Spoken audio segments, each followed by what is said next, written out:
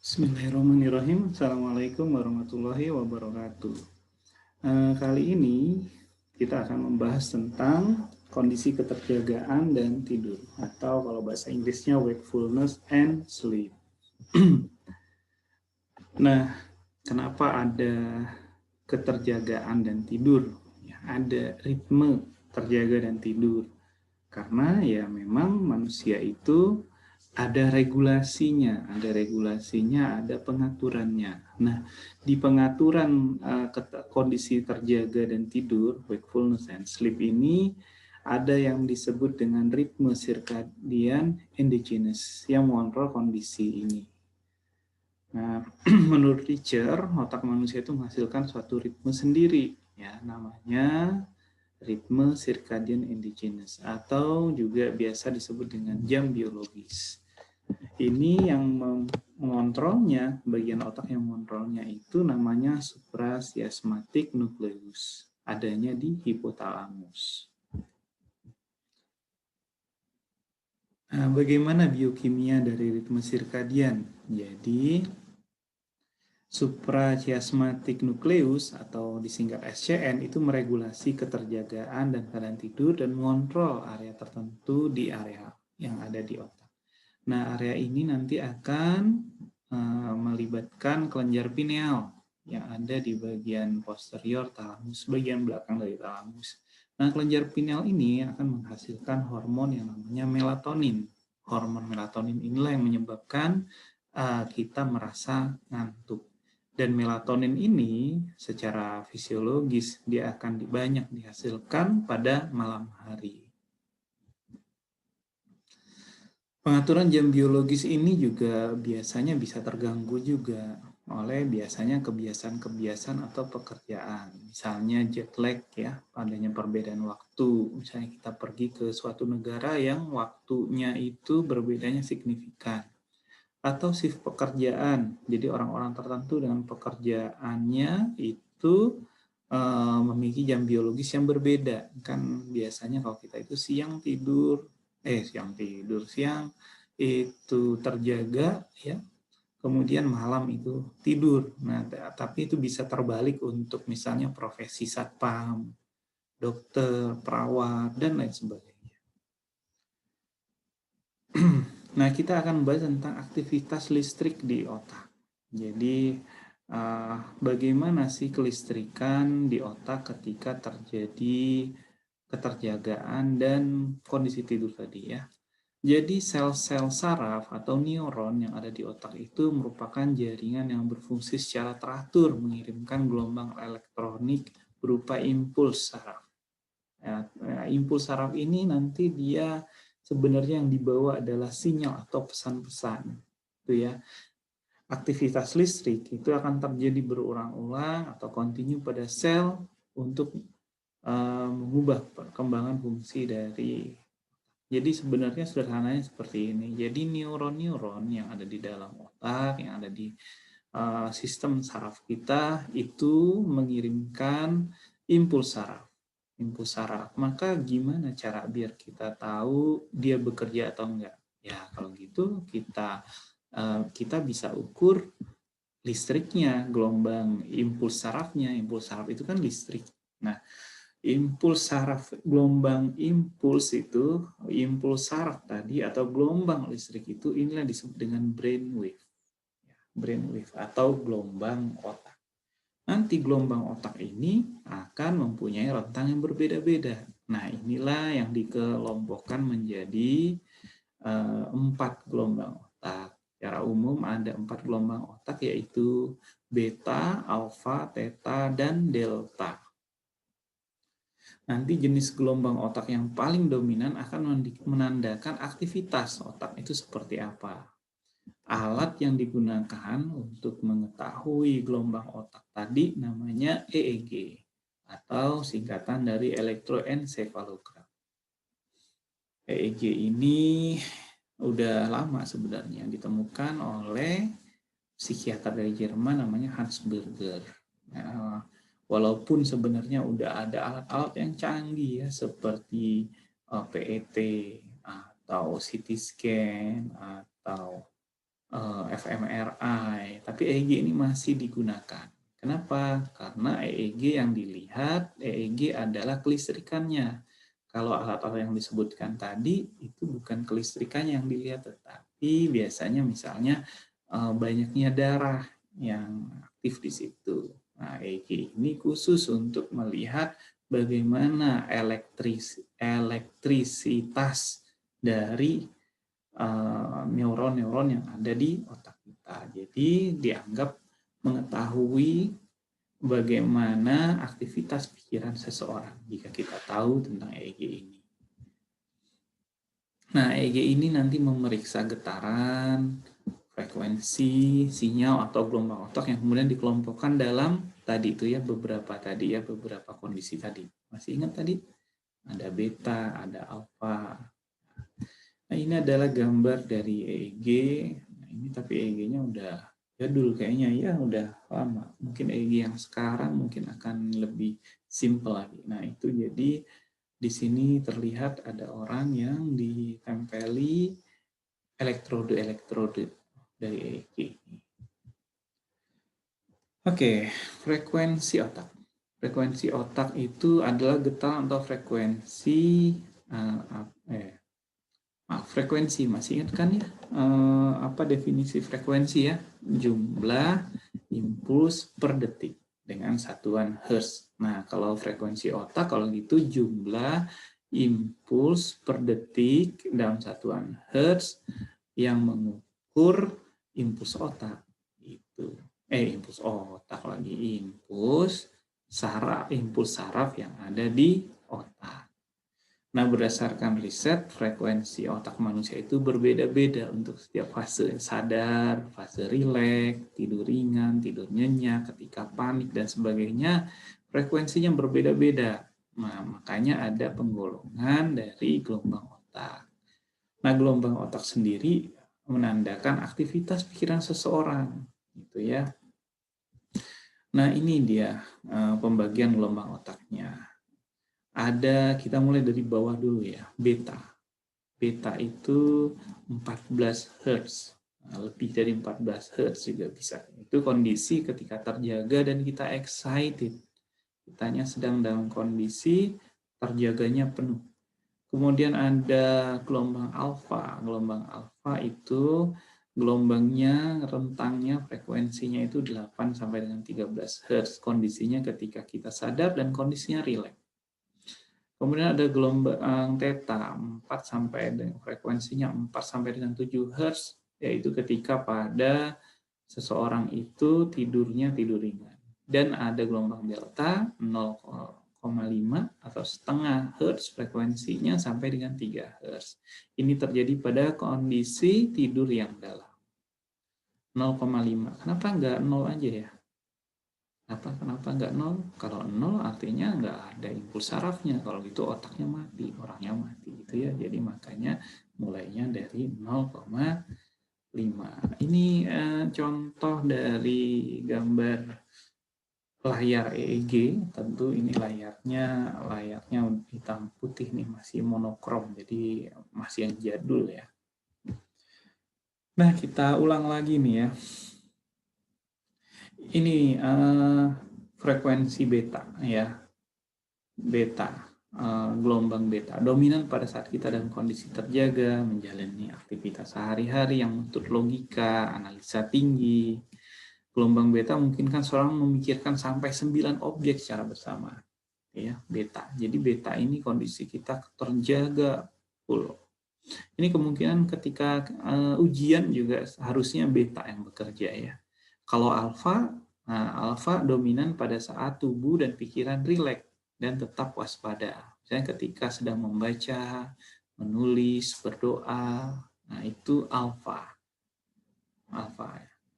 Kemudian theta. Theta frekuensinya 4 sampai dengan 8 Hz dominan ketika kondisi kita tidur dan tidur ringan dan tidur disertai mimpi. Frekuensi ini mendatangkan aktivitas pikiran bawah sadar. Nah, jadi kalau misalnya sedang dihipnotis juga kemungkinan pada kondisi ini. Kemudian satu lagi apa? Delta. Delta di bawah 4 Hz ya. 0,5 Hz sampai dengan 3 Hz. Kondisinya apa? Kondisi ketika deep sleep, ketika tidur yang dalam, yang tidurnya itu tidak terganggu oleh mimpi-mimpi. Jadi tidurnya nyenyak sekali. Nah, kita masuk ke tentang tidur. Ya, tidur itu memiliki tahapan dan mekanisme, ya, mekanisme di otaknya. Terdapat 4 tahapan pada tidur, yaitu dari tidur yang paling ringan, jadi kitanya masih setengah sadar. Kemudian tahap kedua ada tahap tidur yang lebih dalam. Kemudian tahap 3 ada tidur yang paling dalam. Yang paling dalam ini yang disebut dengan deep sleep. Dan tahap yang keempat justru dia bukan yang paling dalam, tetapi dia kembali lagi ke awal. Ke awal. Dia ininya apa? Gelombang otaknya lebih ke atas lagi, jadinya dia naik lagi, namanya tahapan REM, rapid eye movement. Nah, pada tahapan ini terjadilah mimpi. Di sini terjadi mimpi.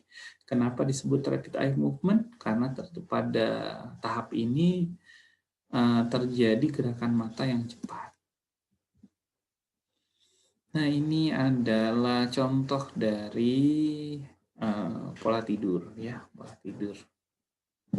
tidur. Lihat, ini jam 8, bangunnya di jam 6. Coba dilihat, jam 6, dia bangun, dia tidur, dia mulai tidur, maaf ya, ribet jadinya. Kemudian masuk ke stage 1, ke stage 2, stage 3, dia naik lagi ke stage 2. Terus naik, dia terbangun di jam ini sekitar jam 11. Kemudian ke stage 2 lagi. Terus terbangun lagi di jam 2. Kemudian jam 4. Dan seterusnya. Nah, ini kira-kira pola tidurnya siapa ya? Nanti di diskusi tolong dijawab ya.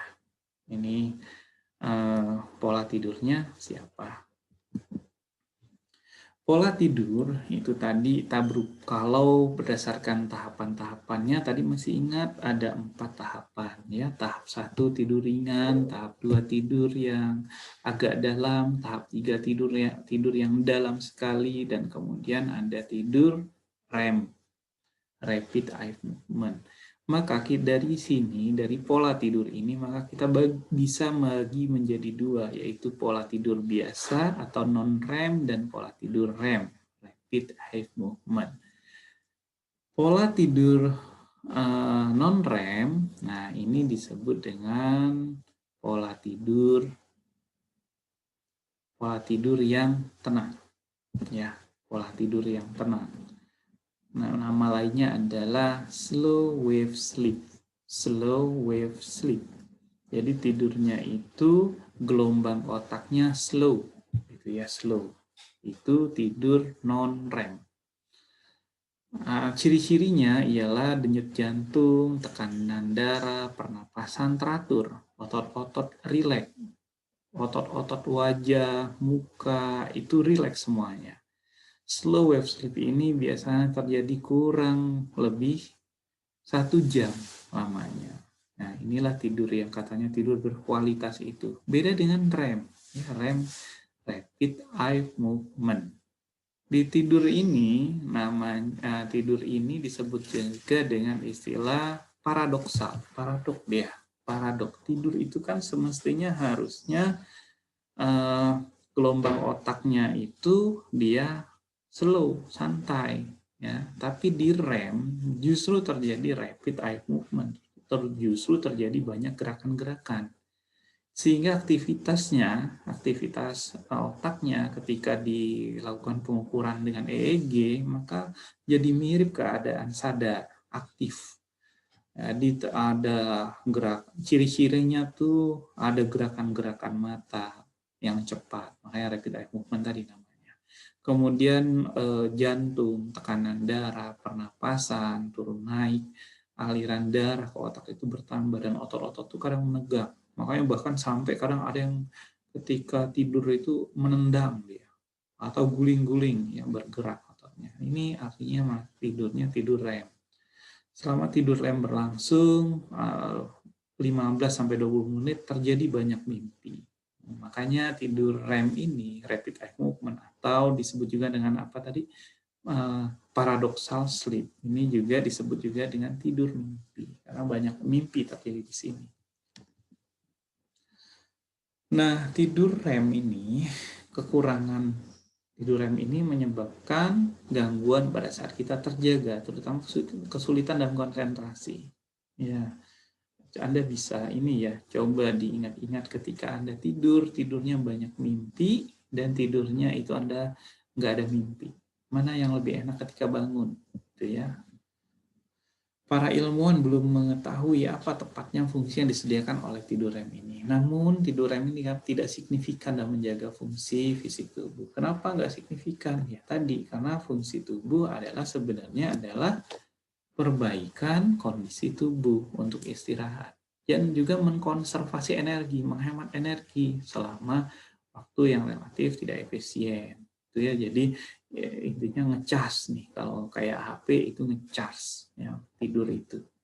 Nah, kalau yang REM tadi itu dia nggak ngecas, dia justru. Kalau dianalogikan mungkin seperti ini. Jadi ketika Anda mengecas HP, dia Anda gunakan untuk nonton YouTube, gunakan untuk main game gitu ya, sehingga semestinya dia istirahat sambil dicas, tapi istirahat dia tetap beraktivitas digunakan gitu ya.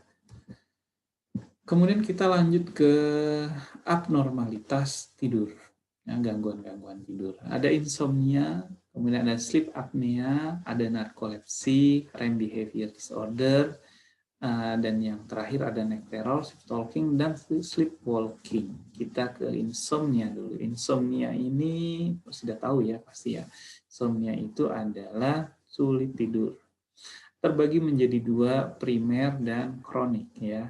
Primer itu artinya insomnianya itu sulit masuk tidur atau mempertahankan kondisi tidur, atau tetap tidak segar meski sudah tidur ya, dan terjadinya paling sedikit 1 bulan. Jadi kalau Anda mengaku insomnia, maka paling sedikit 1 bulan. Kurang dari 1 bulan belum insomnia. Terus ada insomnia kronik, disebut juga insomnia psikofisiologis persisten, disebabkan oleh kecemasan dan perilaku maladaptif. Jadi biasanya akan terjadi karena kecemasan. Ya. Sleep apnea. Sleep apnea ini apa? Sleep apnea ini adalah gangguan tidur terkait dengan gangguan pernapasan. Jadi biasanya ada apneanya. Apnea itu apa? Berhenti nafas. Jadi ada episode berulang henti nafas yang menyebabkan terjadinya hipoksia, terjadinya kekurangan oksigen, dan akibatnya jadi terbangun berkali-kali.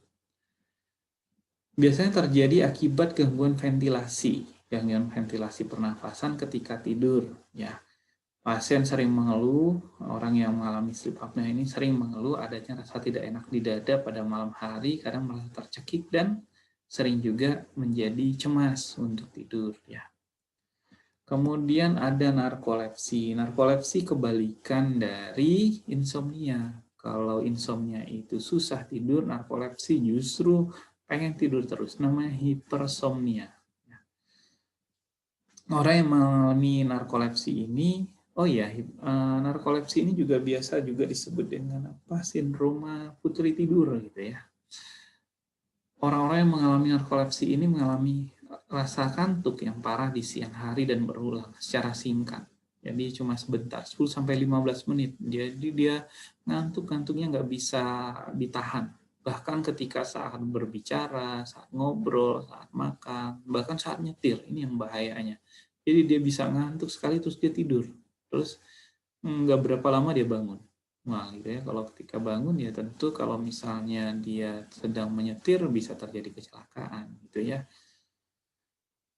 Ada simptom dengan narkolepsi ini adalah katapleksi, kehilangan kekuatan otot. Jadi dia tiba-tiba tidur aja. Dan sleep paralysis, tidak mampu bergerak. Terus gangguan yang lain adalah REM behavior disorder. Nah, saat kondisi tubuh terlalu lelah atau kondisi tidur, gelombang otak tuh tidak mengikuti tahapan tidur. Jadi ini REM behavior disorder gitu ya. Jadi gelombang otak tidak mengikuti tahapan tidur yang seharusnya, yaitu dari keadaan sadar, jadi ke tahap yang paling ringan, tahap 1, kemudian tahap kedua yang lebih yang lebih dalam, kemudian tahap selanjutnya yang lebih dalam. Jadi justru terjadi gangguan di situ ya. Jadi ketika otak itu terbangun, jadi otak tuh bisa, jadi dia lompat-lompat tahapannya. Nah ini yang disebut REM behavior disorder. Tahapannya itu langsung melompat ke mimpi. Baru tidur misalnya sebentar, tahap 1, 2, 3, bus langsung mimpi. Terus juga dari mimpi langsung terbangun, enggak 3, 2, 1 bangun gitu ya, tetapi enggak. Makanya seringkali terjadi sleep paralysis. Apa tuh sleep paralysis? Terjadi seperti sensasi merasa lumpuh. Ya. Ciri khasnya seperti apa? Kita merasa sangat sadar, jadi bangun sadar sekali, tapi tubuh nggak bisa bergerak. Kenapa sih kayak gitu terjadi? Ya karena kondisinya tubuh nggak siap. Tubuh itu dalam kondisi kan tahap 1, 2, 3 gitu ya. Tiba-tiba langsung sadar. Nah, sedangkan kondisinya tidak siap. Makanya seperti itu. Kalau orang Sunda tuh suka bilangnya apa? Erup-erup. Tanya ya. Pronoun saya barangkali salah, mohon maaf ya. Kalau nyebutin erup-erupnya salah. Kemudian yang terakhir yaitu naik teror, tahu ya naik teror ya, naik teror itu sering mengalami mimpi-mimpi buruk. Kemudian sleep talking, ngigau ya, ngigau, mengigau, dan sleepwalking jalan lagi tidur ya, jalan lagi tidur. Nah itu yang bisa saya sampaikan untuk pertemuan kali ini. Selanjutnya kita bahas di sesi diskusi. Assalamualaikum warahmatullahi wabarakatuh.